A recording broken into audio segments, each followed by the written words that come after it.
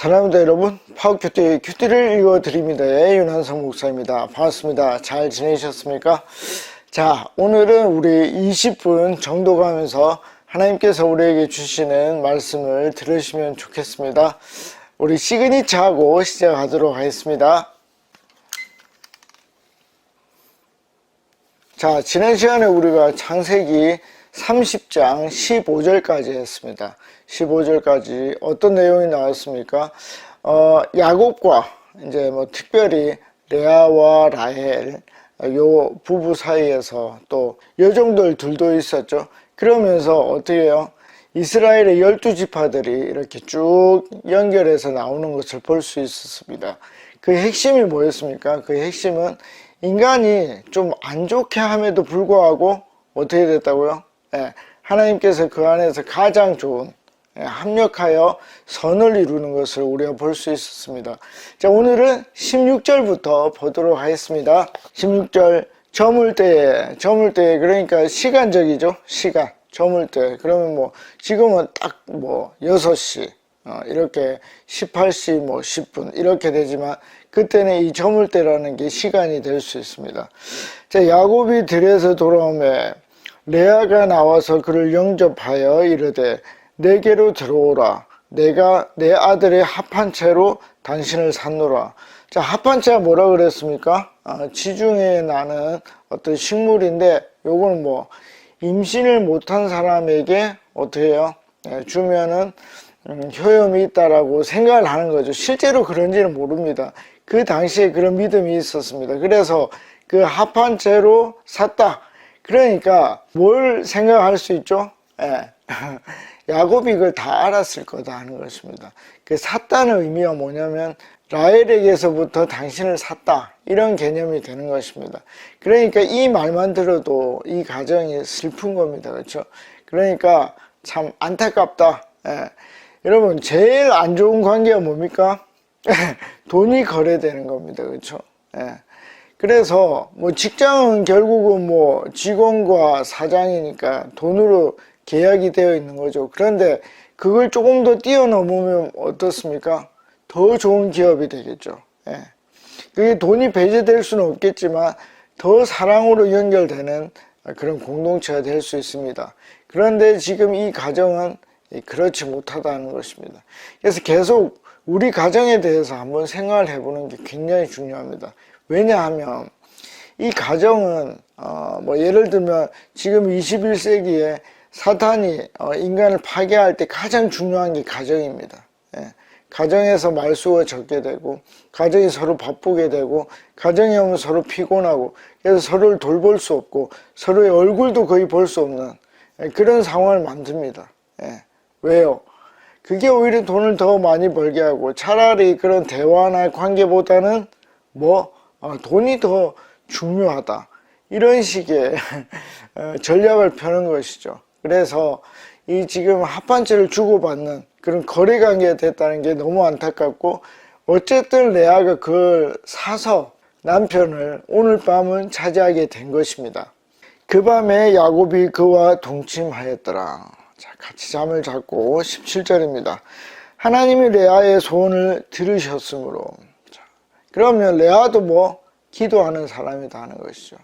이게 이제 좀 여러분들이랑 좀 보고 싶은데 여러분 라헬도 기도하고 레아도 기도합니다. 그럼 하나님은 누구 걸 들어줘야 됩니까?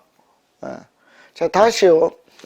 자, 레아도 기도하고 라헬도 기도합니다. 그러면 누구 걸 들어줘야 됩니까?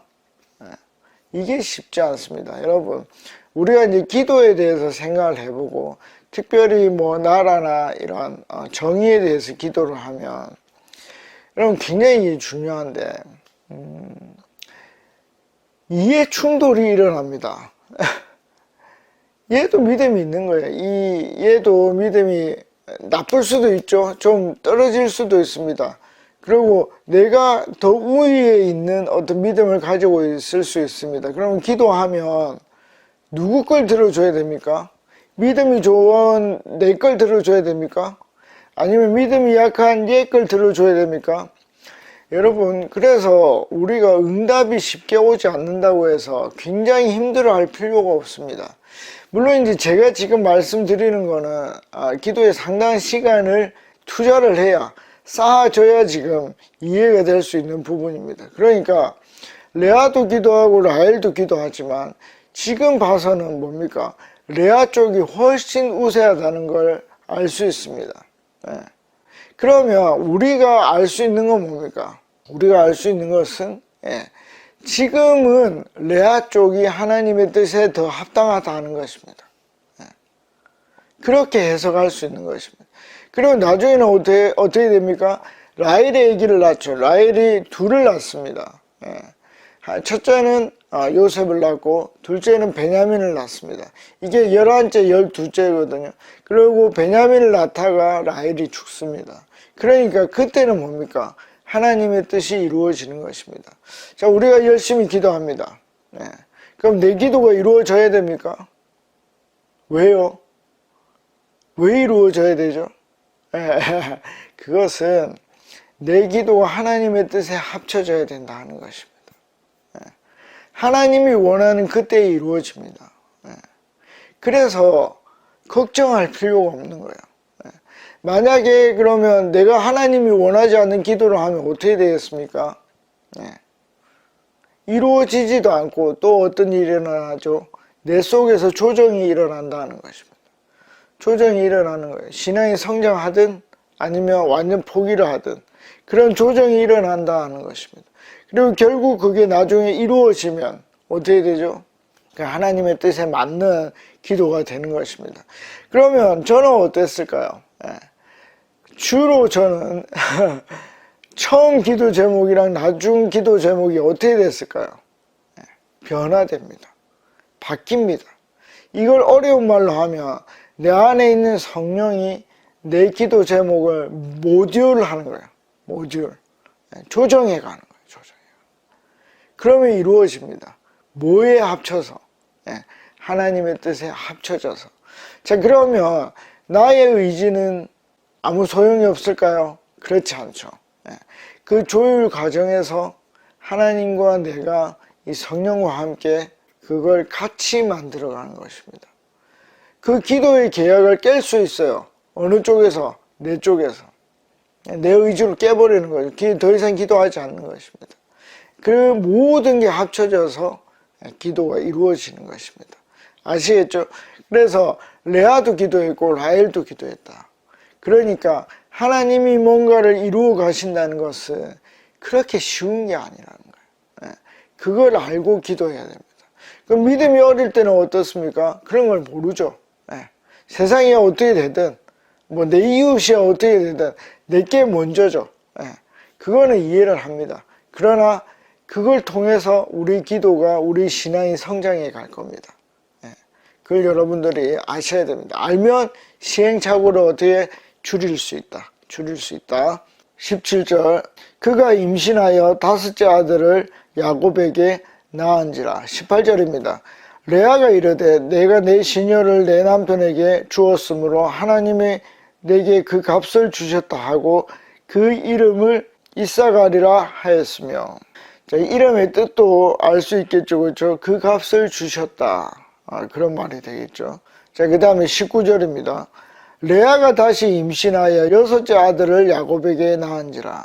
레아가 다시 임신하게 됩니다. 20절 레아가 이르되 하나님이 내게 후한 선물을 주시도다. 내가 남편에게 6 아들을 낳았으니. 굉장히 많이 낳은 것입니다. 하나님이 이 알력이 약한, 시력이 안 좋은, 그러니까 몸 전체적으로 안 좋은 거죠. 그런 레아에게 복을 주신 것입니다. 네가 약하니까 오히려 아기를 많이 낳게 도와주신 것입니다. 여기에서 하나님의 사랑을 알 수 있는 거죠. 이제는 그가 나와 함께 살리라 하고 그의 이름을 스불론이라 하였으며. 그러니까 남편을 내가 차지할 수 있다라고 생각을 한 것이죠. 왜? 6명이나 내가 낳았으니까. 그러니까 이게 정말 할 말이 많네요. 여러분, 관계가요 지금 계속 주고받는 관계가 되는 거예요. 레아도 생각을 바꿔야 됩니다. 단순히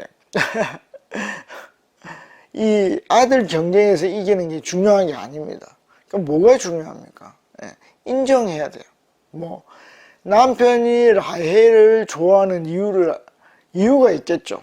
예, 동생을 좋아하는 이유가 있을 겁니다. 그리고 또 레아를 좋아하는 이유가 있을 것입니다. 그렇죠? 예, 지금은 뭐 일부 다처제니까 지금 온전한 사랑을 받을 수가 없어요. 그러면 뭘 해야 됩니까? 인정해야 돼요.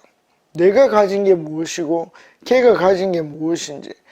내가 노력해서 그 간격을 좁힐 수 있으면 괜찮은데 그게 안 되면 어떻게 해요? 인정해야 돼요. 예. 그래서 난 내가 가진 강점으로 그와 관계를 하고 또 동생이 가진 그 강점으로 남편이랑 관계를 할 때는 인정해 줘야 돼요. 예. 그래야 뭐 서로 윈윈 할 수 있습니다. 서로 마음이 상하지 않을 수 있어요. 예. 그런데 어떻게 해요? 내가 6명의 아들 낳아줬다는 그 조건 때문에 내 남편이 나와 함께 살 것이다. 이것은 잘못된 생각이다 하는 것입니다. 여러분 관계를 할 때요. 어떤 사람에게 모든 걸 채울 수 없어요. 예. 그렇게 하지 마세요. 예. 그러니까 노력을 안 한다 이런 개념이 아니라 노력을 해도 안 되는 부분이 있습니다. 그러면 그걸 인정하고 내가 잘할 수 있는 방법으로 그와 관계를 맺는 것입니다. 모든 이웃과 특별히 가정 내에서도 내가 잘할 수 있는 것으로 그와 관계를 맺으면 됩니다. 그리고 이제는 뭐 일부 일처제니까 서로의 뭘 봐야 됩니까? 저는 강점을 보라고 얘기를 합니다. 강점을 보셔야 돼요. 그 사람이 가진 강점. 내가 이것 때문에 이 사람을 사랑하지. 내가 그것 때문에 사랑하지. 그렇게 해야지. 안 좋은 걸 계속 보십시오. 그럼 절대 사랑할 수가 없습니다. 그러니까 강점을 보는 연습을 하셔야 됩니다. 이것은 둘 다 마찬가지예요. 남편도 아내의 강점을 봐야 되고 아내도 남편의 강점을 봐야 돼요. 약한 부분을 보면 절대 서로가 완전한 사랑을 할 수가 없습니다. 그렇게 되다 보면 어떻게 되죠? 사랑이 많은 허물을 덮습니다. 그래서 그 사람의 허물도 그러니까 약점도 강점으로 보이게 되는 그런 일이 일어납니다. 굉장히 재밌습니다. 21절입니다. 그 후에 그가 딸을 낳고 그의 이름을 디나라 하였더라. 이제 딸이 처음으로 나오죠. 디나를 여러분들이 기억해 두시면 좋겠습니다. 자, 22절입니다. 하나님이 라헬을 생각하신지라. 이게 재밌죠. 나중에 이제 사무엘의 엄마가 나중에 나오는데 한나죠. 한나를 하나님이 생각하십니다. 여러분, 하나님이 우리를 생각하실까요? 이 굉장히 중요한 질문이죠. 여러분, 그런 말 들어보셨습니까? n분의 1, n분의 1. 그냥 이거는 n분의 1이다. 그게 뭡니까? 여러 초이스 중에 하나다. 여러분, 그게 아니에요. 하나님은 우리가 상상할 수 없을 만큼 큰 분이에요. 그래서 우리 1대1로 관계를 맺을 수 있어요. 예를 들어 이 시대만 생각을 하면 70억 분의 1로 상대하는 게 아니에요. 각자를 1111로 할 수 있어요. 예를 들어 볼까요? 분신술이죠. 하나님이 70억 분이 될 수 있다는 거예요. 이거 여러분들이 아셔야 돼요. 그래서 라헬을 생각하셨어요. 여러분, 이게 언제 생각하게 했을까요? 레아가 승승장구할 때, 레아가 아이를 계속 낳을 때, 라헬은 아기를 못 낳고 있죠. 남편의 사랑을 받음에도 불구하고 아기를 못 낳고 있습니다. 이게 얼마나 슬픈 일입니까? 그때 하나님은 누구를? 라헬을 역시 생각하고 있었다 하는 것입니다. 그래서 하나님이 그의 소원을 들으시고, 제가 지난 시간에 말씀을 드렸죠. 이 라헬 역시 기도하는 사람이다. 그러니까 이 기도하는 사람이지만 그 가정에서 지난 시간에 아주 재미난 일들이 일어날 수 있다는 것을 우리가 보았습니다. 그렇죠? 하나님이 생각하셨고 이 라헬이 기도하고 이게 모두가 합쳐져서 하나님의 뜻이 이루어지는 거예요. 그러니까 생각하는 분만 있어도 안 되고 기도하는 사람만 있어도 안 돼요. 그게 합쳐져야만 하나님의 뜻이 이루어집니다. 그의 태를 여셨으므로. 이 말이 굉장히 재미난 건데 저는 항상 융합을 얘기를 하죠. 이것은 하나님도 여셨고 타이밍도 맞은 것입니다. 어떤 타이밍? 생물학적인 타이밍. 그래서 이걸 잘 보셔야 돼요. 물론 하나님이 딱 태를 막으시면 절대 열릴 수 없습니다. 그러나 저는 어떤 일을 해석을 할 때 융합적으로 본다는 것을 말씀드립니다. 그러니까 나도 해야 되고 하나님도 해야 됩니다. 23절입니다. 그가 임신하여 아들을 낳고 이르되 하나님이 내 부끄러움을 씻으셨도다 하고. 그러니까 여러분 합판죄를 빼앗았잖아요. 그러고 나서 애가 둘이가 태어났어요. 레아에게서. 그럼 그게 한 3년 정도 지나지 않았을까요? 그러니까 합판죄를 얻었으면 금방 애기가 생겨야 되는데 라헬에게 그걸 안 한 거죠. 여러분, 라헬이 그 기간을 견뎌내는 게 쉽지 않습니다. 그렇지만 그게 뭘까요? 그게 선물이에요. 사람을 겸손하게 하는. 하나님 저를 겸손하게 하셨거든요. 10년 개척교회를 하게 하고, 또 몸이 5년 정도 아프게 하고, 벌이죠. 저는 한 번도 그렇게 생각해 보지 않았습니다. 여러분, 벌이 아니에요. 축복이에요. 감사해요. 겸손하게 하시는 거. 여러분, 전능자 아래서 겸손한다는 게 뭔지를 알아야 돼요. 여러분, 전능자 안에서 겸손해지면 뭐가 생기는지 아십니까? 자유가 생깁니다. 꼭 기억하십시오. 여러분들이 이 결론에 도달해야 돼요. 제 말을 듣고 자유에 도달할 필요 없어요. 여러분들이 몸으로 부딪히고 논리로 부딪히고 영적으로 부딪혀서 전능자 아래에서 낮아지는 거, 겸손하는 게 이게 참 자유구나. 그걸 경험해야 돼요. 지금 하나님은 라헬에게 선물을 주려고 해요. 참 겸손, 참 자유를 주려고 하는데 과연 라헬이 이걸 받을 수 있는 그릇이 될 수 있을까요? 그게 중요합니다. 여러분, 저에게 하나님이 그걸 주셨다고 해서 여러분들에게도 동일하게 주는 게 아니에요. 동일하게 주려고 준비는 하고 있지만 여러분들이 붙잡아야 돼요. 이게 굉장히 중요한 부분입니다. 24절 그 이름을 요셉이라 하니 여호와는 다시 다른 아들을 내게 더하시기를 원하노라 하였더라. 여러분, 이게 욕심입니까? 전 욕심이 아니라고 봅니다. 하나님이 나에게 가능성을 보여줬기 때문에 계속 하실 수 있다 하는 그 기도의 연장이라고 봅니다. 자, 25절 라헬이 요셉을 낳을 때에 야곱이 라반에게 이르되 나를 보내어 내 고향 나의 땅으로 가게 하시되. 26절 내가 삼촌에게서 일하고 얻은 처자를 내게 주시어 나로 가게 하소서. 내가 외삼촌에게 한 일은 외삼촌이 아시나이다. 자, 이제 요셉이 이제 태어났어요. 그리고 시점을 정했죠. 야곱이 어디로 돌아가는 것을. 어디로 돌아가는 거? 고향으로. 이제 이삭에게로 돌아가는 것을 기한을 정했습니다. 이제 돌아가야 되겠습니다. 그런데 여러분, 이게 언제 나오죠? 베델에서 야곱이 어떻게 기도합니까?